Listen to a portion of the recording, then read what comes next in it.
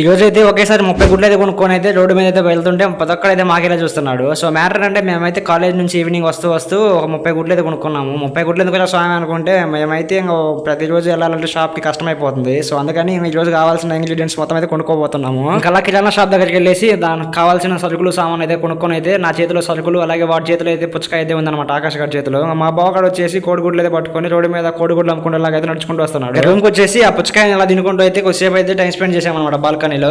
ఆకాష్ గడ అయితే సేమ్ పండుగ లెక్క తింటున్నాడు. సేమ్ పండు కోతి లెక్కనున్నావురా. ఇంకా అలా టైం వచ్చేసి రాత్రి 7 అవుతుంది అనమాట. సో ఈ రోజు అయితే మన రూమ్ లో కర్రీ ప్రిపేర్ చేసుకోబోతున్నాము, ఎగ్ కర్రీ. సో దానికోసం అయితే మనం ముందుగా రైస్ అయితే పెట్టుకున్నాము. ఈ మధ్య అయితే కర్రీస్ అయితే చేయట్లేదు అనమాట రూమ్ లో. రోజు అయితే బయట తెచ్చుకొని కర్రీస్ అయితే రైస్ చేసుకొని తింటున్నాం అనమాట. సో కూరగాయలు అయితే బాగానే తీసుకున్నాం దండిగా. ఒక పక్క ఏమో ఇటు కూరగాయలు కట్ చేసుకుంటూ ఫోన్ మాట్లాడుతుండు, వాడేమో గ్యాస్ ముందు కూర్చొని ఫోన్ మాట్లాడుతాడు. నైట్ అయితే ఎగ్ కర్రీ అయితే చేసుకున్నాం అనమాట రూమ్ లో. సో మన ఊళ్ళో అయితే ఆగంటారు ఒక వీడియో క్లిప్ అని తీసుకుందాం అని చెప్పి లోపే తొక్కుడు అయితే స్టార్ట్ చేశారనమాట. మొత్తం అయితే బాండీ ఖాళీ చేసే లోపలికి ఒక వీడియో క్లిప్ అయితే దొరికిందనమాట.